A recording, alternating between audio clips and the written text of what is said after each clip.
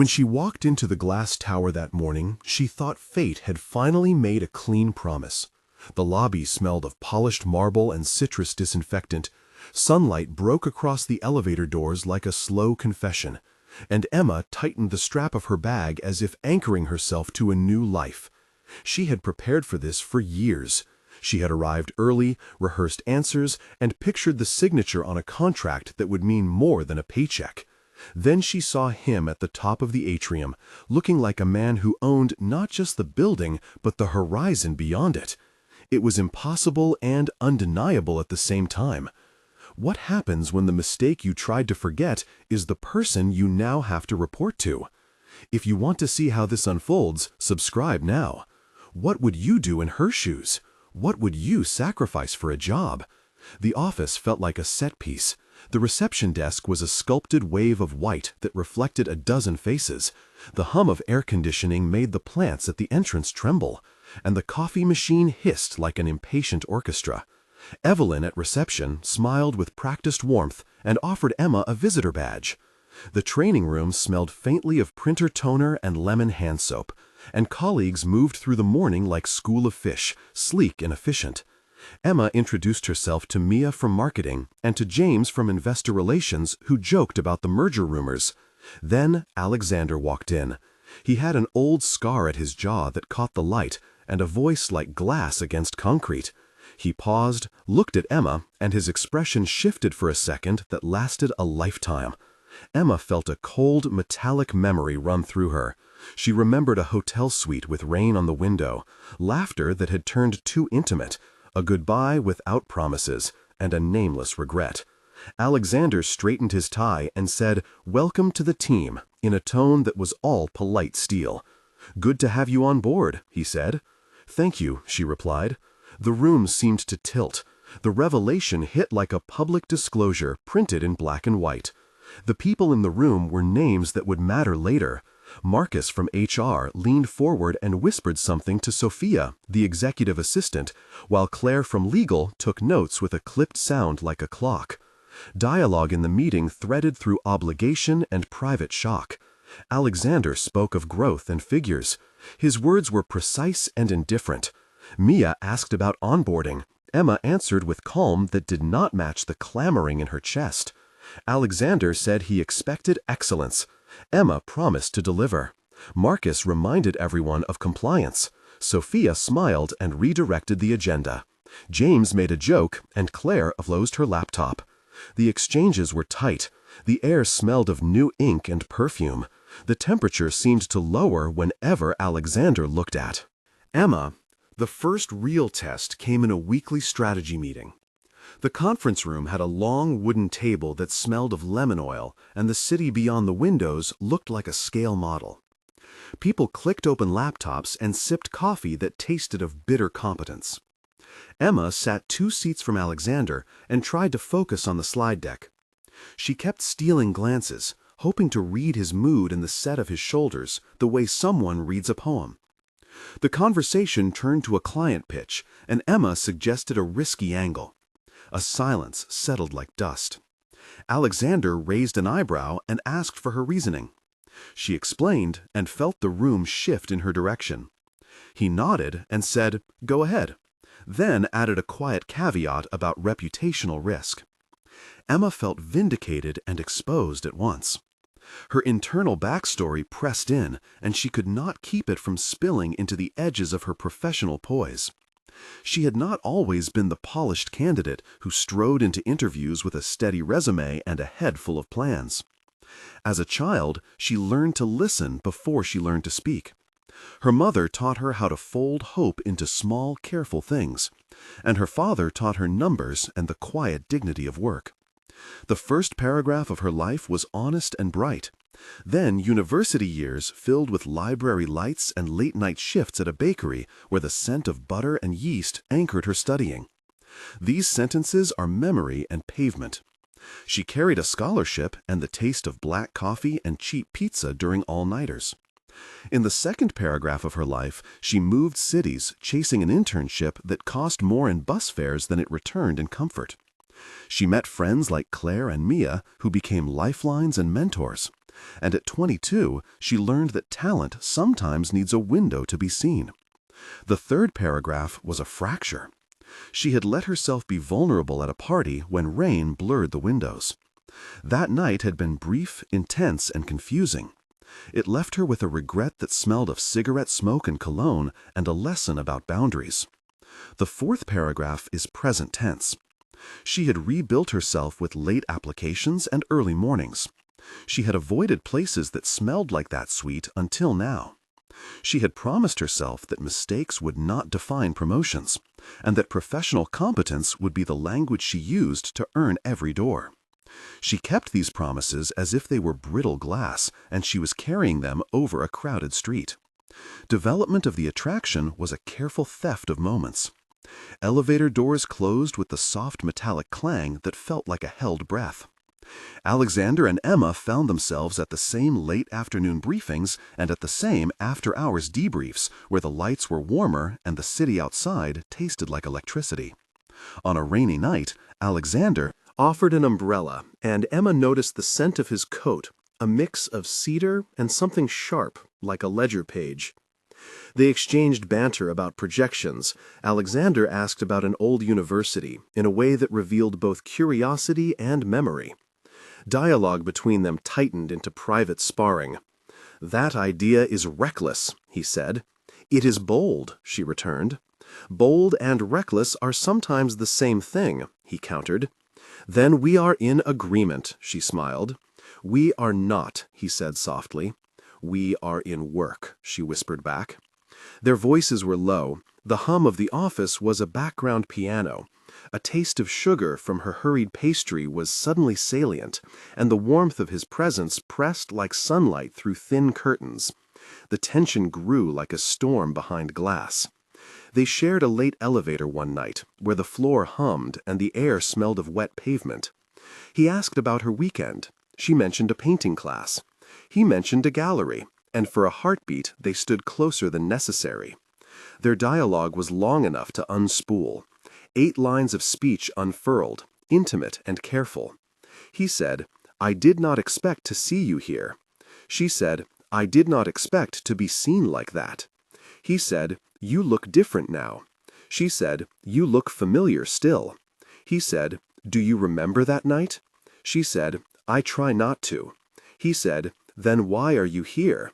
She said, "Because I need this job."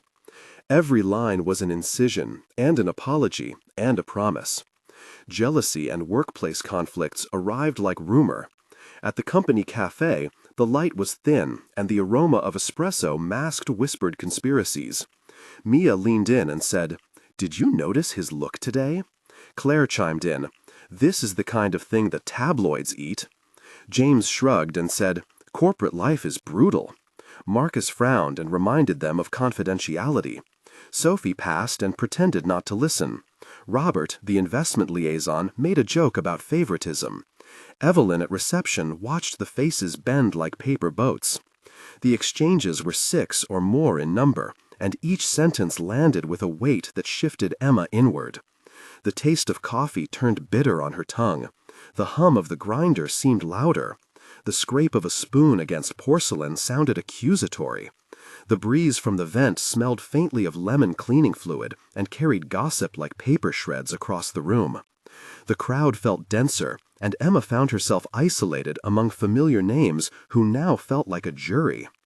Confession escalated into both comfort and catastrophe. One evening, Alexander asked to see her after hours, under the guise of feedback. The hallway lights were soft, the carpet smelled faintly of floral polish, and the reception desk was empty and still.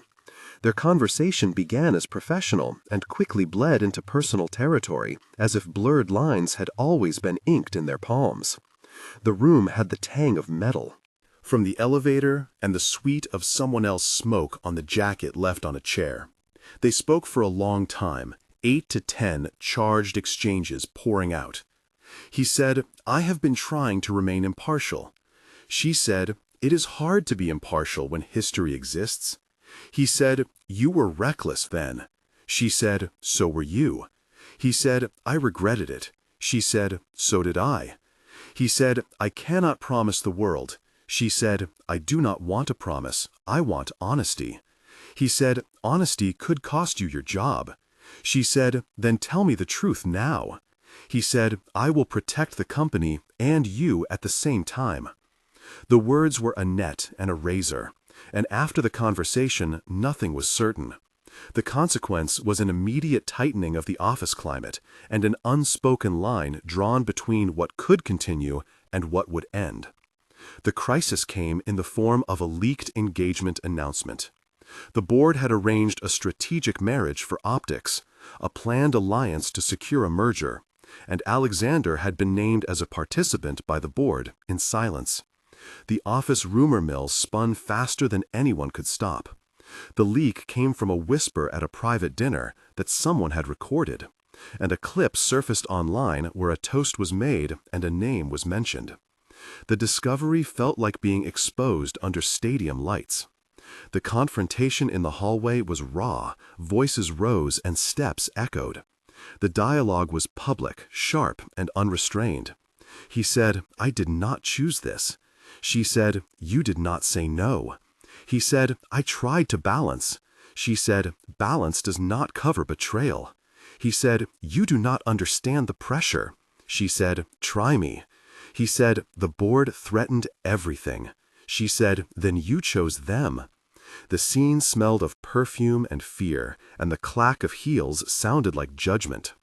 The choice occurred, and Emma left the floor with her bag heavy like a verdict. She decided to take a transfer request and to step away from late nights. The decision was both an exit and an act of survival. Reconstruction was slow and precise. Emma accepted a role in a different division where the title was slightly lower, but the autonomy greater. She met a new colleague named Daniel, who worked in brand partnerships and who brought a different kind of light to meetings. He had a laugh that sounded like an open door and a habit of leaving post-it notes with encouragement. Claire checked in by text, and Mia brought coffee with an empathetic frown. Sophia, the assistant, helped smooth paperwork. Marcus from HR processed the transfer with bureaucratic efficiency. While dating was not on her agenda, there were small moments that felt like repair, like the taste of citrus from a new candle and the texture of a book she read on a subway ride. There were conversations of 6 to 8 turns, where they spoke about weekend plans, about hobbies, about the mundane that rebuilds trust within a life. The office felt less like a battlefield and more like a place with paths that could be navigated rather than trapped in. For a while, she learned to breathe again, to taste coffee without nausea, and to accept a laugh that was not a countdown. And then the gala arrived, with velvet dresses and the kind of lighting that made diamonds look like tiny stars. The evening hummed with the scent of expensive perfume and champagne that tasted like fleeting promises. Invitations were stamped with the company crest, and the guest list included investors and board members. James from Investor Relations sat near the front, and Robert represented the fund. The gala was meant to celebrate a new contract and to spin the narrative toward success.